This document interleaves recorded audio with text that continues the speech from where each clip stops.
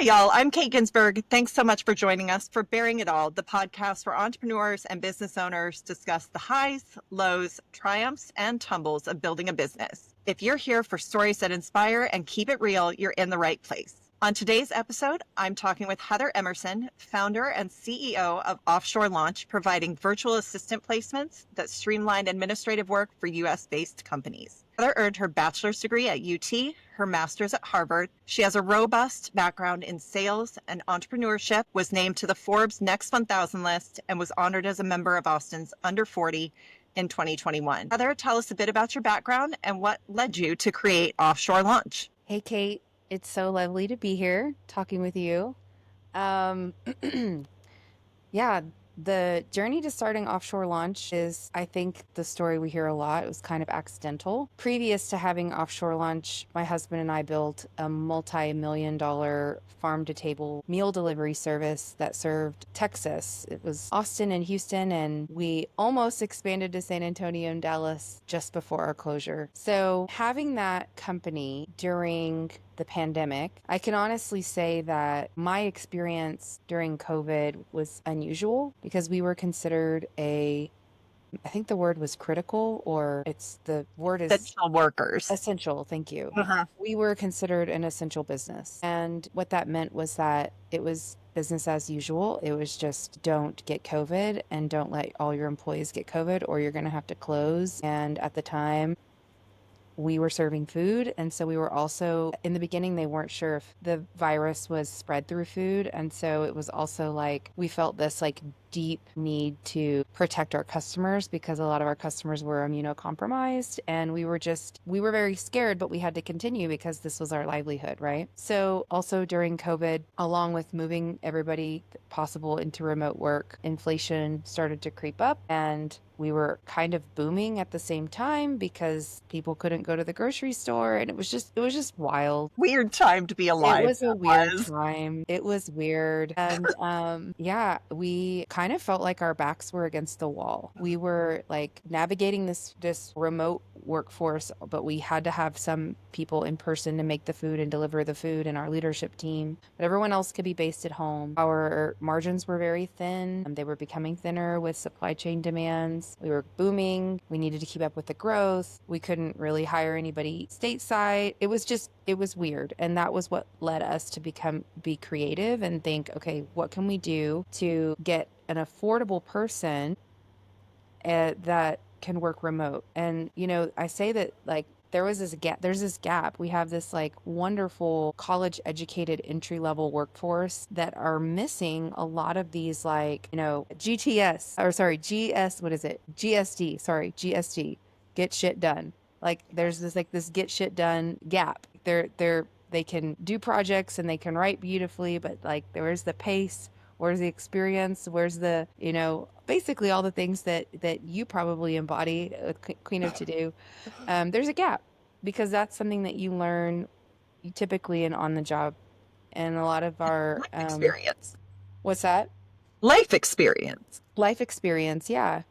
And so we were like, man, for $50,000 a year, you would think you would be able to hire somebody with this GSD mentality. And we just really found it difficult. $50,000 a year, we were finding really great people, but they just didn't have that like workhorse mentality that we needed. And then we needed somebody who was tech savvy as well.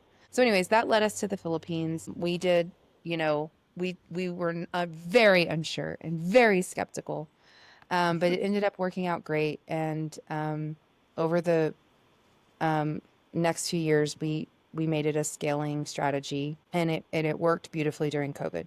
When we closed that business at the end of 2022, we had a wonderful team of people in the Philippines, and we felt awful about not being able to employ them anymore, just like our stateside people. And that was that. I was like, I need a break. But it started trickling in from my entrepreneurial network. These requests started trickling in from my entrepreneurial network. They knew we had a Philippines-based team. They knew that I spearheaded that. They were asking how I did it. And I slowly kind of became this consultant / recruiter. And I was still very much in grieving mode for closing that business, closing the food business, and really was not planning to start another business. My husband was the breadwinner. He got a job. He was supporting us. I needed to take a break. I was having all kinds of identity crisis around it because for the last 6 years of my life, I won all these awards that you named and, wrote articles about sustainability and saving the farmers and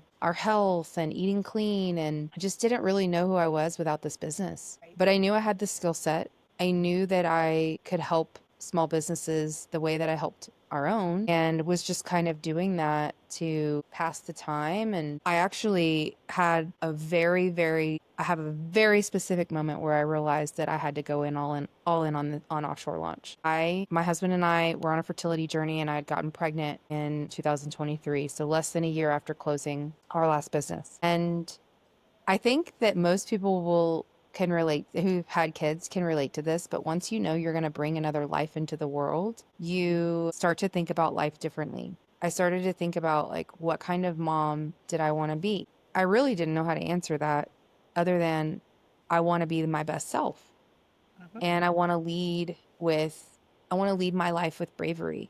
I had a pre-planned yoga retreat, like not knowing I was going to get pregnant. And I went on it anyway, pregnant, and I was doing all this writing and meditation and yoga. It was really beautiful. I remember looking out on the ocean and writing in my journal about my big goals and who I wanted to be. And one of the questions in the journal was like, what's holding you back? And I realized that the only reason I wasn't pursuing Offshore Launch as a full-on business is because I was scared of what people would think. Because my identity around like saving the earth and saving our farmers and saving our land and saving our health, I just very much felt like I was carrying the world's problems on my back as my identity. And I felt like moving into a staffing solution, but I felt like people would judge me. I felt like people would think that I was a sellout. And I really did not like writing that on the page in my journal, realizing that fear was the only thing holding me back because that meant that I had to do it. Because I learned a long time ago that fear is your roadmap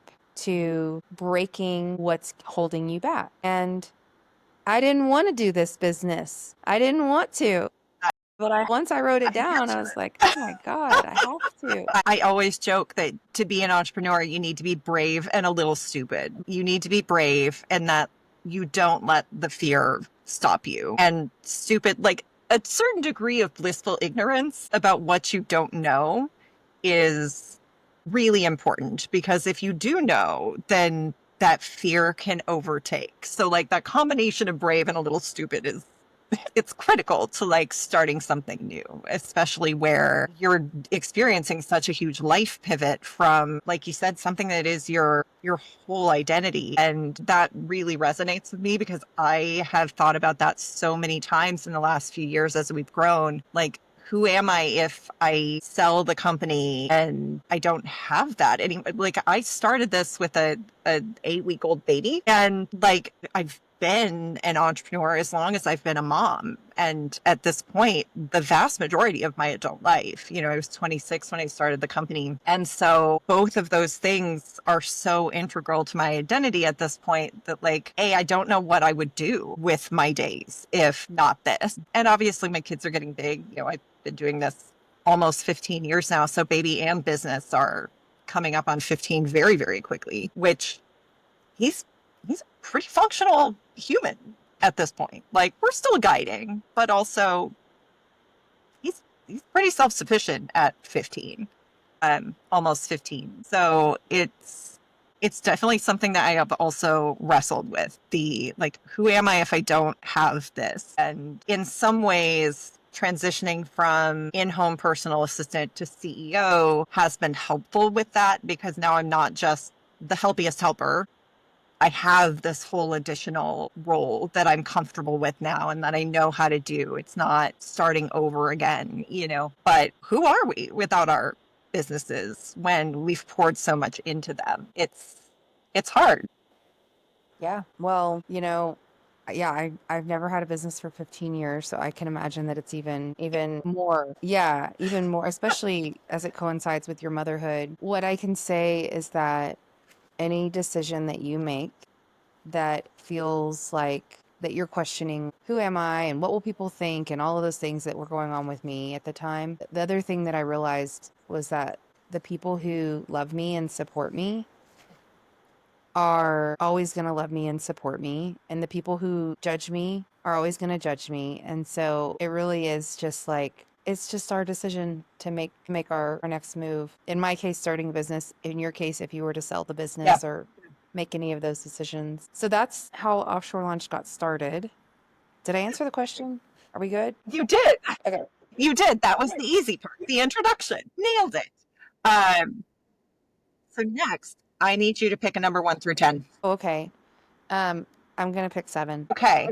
I'm excited to hear what you think about this because you have had a couple of different businesses now in vastly different industries. What's one piece of advice you often hear given to entrepreneurs that you completely disagree with? What's one piece of advice? Often given to entrepreneurs that you completely disagree with. Rocking the boat a little today. Yeah, oh, I like that. What's one piece of advice that I often hear given to entrepreneurs that I completely disagree with? I know that it exists. It's just not coming to me. That's okay. We can chat for a minute here. Yeah, let me noodle on this. I have one answer. It's kind of outdated. I'll say it because I think it's worth sharing. The advice that a lot of older entrepreneurs will give is don't share your idea until don't share. Don't share your idea. And it's rooted in fear. It's rooted in fear of someone stealing the business idea, someone coming in to the market first. Because I think that the way the world used to work, that like ideas were more coveted in a way. Like it was like, oh, that was a good idea. I wish I would have thought of that, right? That has vastly changed since the internet has come out. Now, there you can search things and read about people's ideas from all over the world at any time you want. And like there's so much information. In fact, we have information and idea overload. And so my argument is like you should absolutely share your idea. In fact, it's good content and it's good marketing and it's good, all the things. It's not about ideas anymore. It's all about execution. I mean, Right. there are dozens of software solutions for each thing that you want to solve in your business now. What it comes down to for customers to be happy and customers to say is how they're executing. 30 years ago, there was only one type of pantyhose, right? It was created by men. And then enter Sarah Blakely with Spanx, and now she's completely transformed, solutions for sucking body parts in and smoothing things out. And now she's created a whole category, and you have like a million different types of ways to smooth things out. And it's like, but which one do you as a consumer like to use, right? Like Right. which one is executed the best? That's what you're going to choose. It's not about the idea anymore.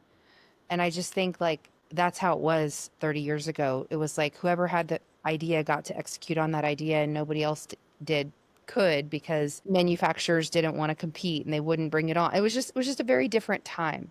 And now we're in the age of like there's such a low barrier to entry. It's all about how do you execute and can you do it well? And I'm experiencing that in my business and I'm sure you are with your business. Like there's a lot of people popping up in the space that I'm in, a lot of companies, same with you. But Yeah.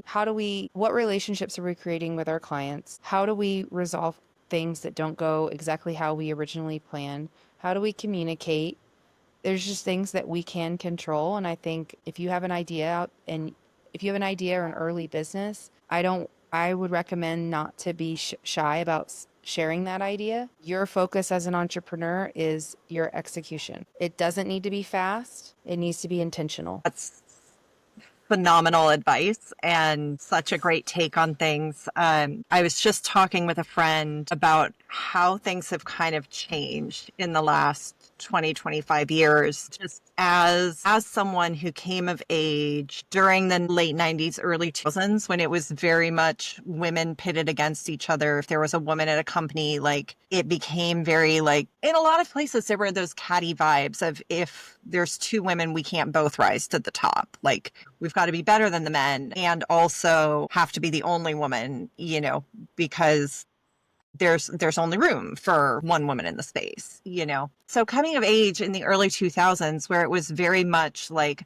competitive between women, in the last 15 years, I've had my business. I've found so many women, both as clients and as mentors and friends, that are all about feeding into the next upcoming entrepreneur and not gatekeeping information and helping us ease the path for the people that come after us, particularly women that come after us. And so, like, seeing that transition from I have to hold all my cards close to my vest to sharing information freely and bringing other people along on our rise to the top. Like, it's so lovely to see after growing up in the, you know, we have to tear other women down because we can be the only one at the top and breaking the glass ceiling. Like, there's just so much power in the collective nature that's emerging, and I am here for it. I think you're right. What I'm saying is actually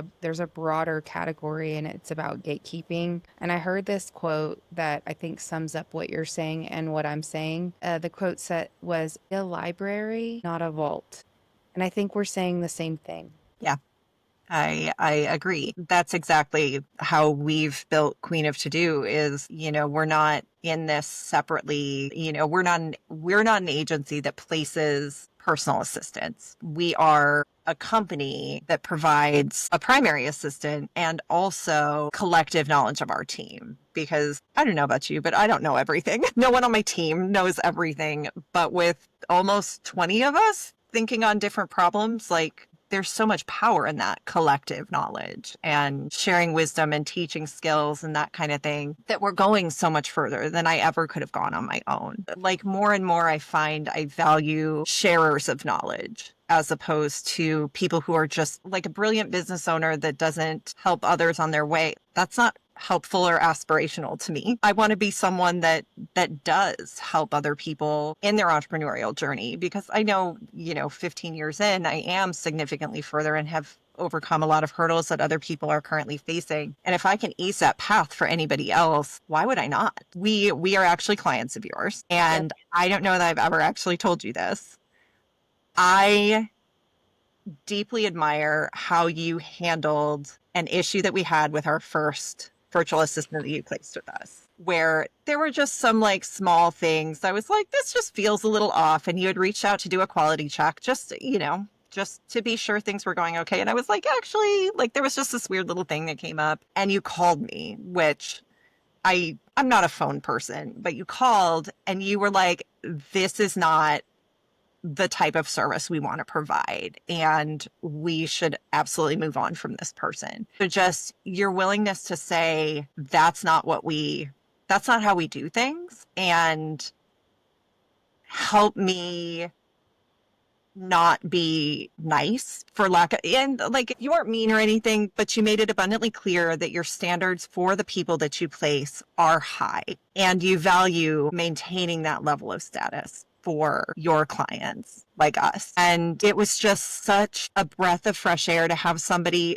who, because I would have done the same thing if it was a PA that we had placed with a client and they reached out and said, this just isn't, I absolutely would have been like, that is not the right fit for you. And that is not how we do things here, and reassigned to a new PA. So it made me feel very seen and very taken care of as a client. Which is not something, I know, right? Which is not something that like, seeing our values reflected in a company we've chosen to do business with was very validating, and also made me feel such a deep sense of camaraderie with you. And okay, there is a way to build a business as a woman that's not sacrificing our values, that is holding firm in those and creating the vision of the world that we want. And that was so incredibly meaningful for me on so many different levels. And like, it was really lovely. It was such a meaningful moment for me. I'm just soaking it in over here, friend. Yes, you should. But it's not always easy to lead a values forward company, and to see that reflected and to be on the flip side of how that feels it was phenomenal. It was a really impactful interaction for me. Thank you for sharing. My version of that experience was obviously disappointment, and also I was very scared to do that. I was very scared to pull this person. It was a moment of, I think, bravery. It took a moment of bravery for me as well. But I knew, again, fear is the roadmap, right? I'm scared. I'm scared to lose Queen of To Do as a client. I'm scared that they'll lose faith, and that, like, how did we let this person through? And you've already onboarded them. And it was scary. But at the end of the day, I didn't want your satisfaction to be, oh, she's okay. I wanted you to be like, this person's incredible. And, thank you for trusting and giving us that shot to do that for you, because it's easy to lose faith. It's easy to be like, is this really what they do? you know? But the flip side is where our industries are so closely aligned, virtual assistant versus in-person personal assistants, like I know the process of placing people so well at this point that I know despite your best efforts, sometimes you're going to miss. And there are people that certainly have the skill sets and interview well, and, they test well, the different assessments that you do and that sort of thing. And sometimes it just, for whatever reason, not what they expected, and it's not the right fit for the person for whatever reason. And it's better to move on from it quickly than to try to force it to work out.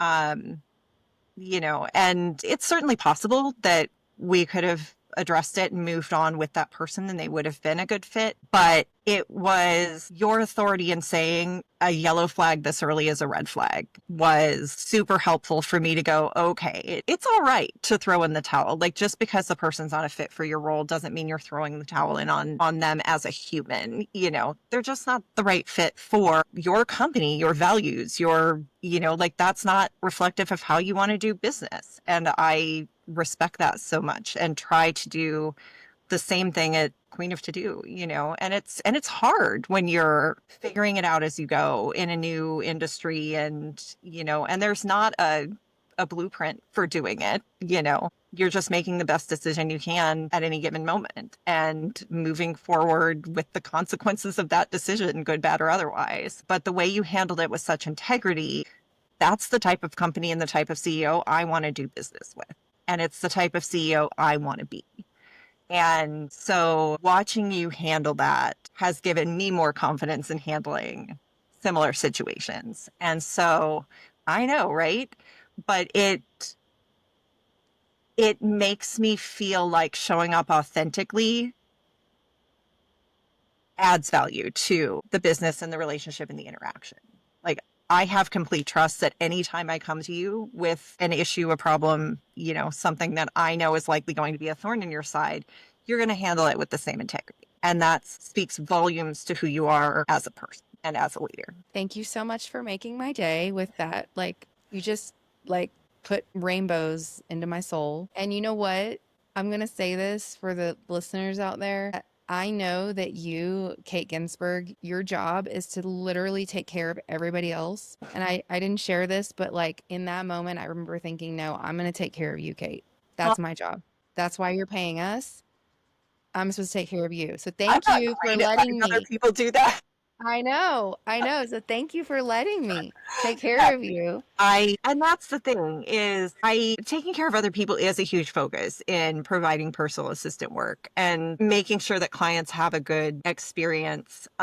Sometimes that means saying, you know what, we're not the right fit for you, or this person isn't the right fit for your home, and how do we move forward from this? And the only way you can get to the correct answer there is through integrity on all sides and communication and being clear about what the expectations are. Where did we drop the ball? Did we drop the ball? Maybe we did, maybe we didn't. Maybe it just wasn't a good fit. But you don't know unless you're curious and willing to dig into your processes, your role in what happened there, and then you can improve those things, But it's not easy. It's not easy to admit that our systems have failed or that we overlook something. But it's far more important to be genuine about things and just say, we're a company made up of humans and we didn't get it right this time. I'd love to have an opportunity to course correct. And the vast majority of the time, people are more than happy to extend an additional opportunity to make things right. It's all we can ask. Yeah. Anything else you'd like to share with our listeners for today? No, it's been lovely to connect with you. I always enjoy our time. It's Always. been a minute since I've seen you, so I'm glad I was able to put you down for this. So that does it for us today on Bearing It All. Huge thank you to Heather for joining us. Your socials, where can people find you and Offshore Launch? Yeah, I would say LinkedIn has been our channel. Okay. You can find me on LinkedIn, Heather Emerson. You can find my company on LinkedIn, Offshore Launch. There's probably a lot of Heather Emersons. It's not a unique name, but based out of Austin. So, and the company Offshore Launch, you should be able to find me. Love to connect with you. Awesome. Thank you so much. That'll do it for us today on Bearing It All. As always, keep living those genuine, vulnerable moments together and like, comment, do all the things for us. Thank you again, Heather, and we'll see you next time on Bearing It All. Thanks, Kate. Bye.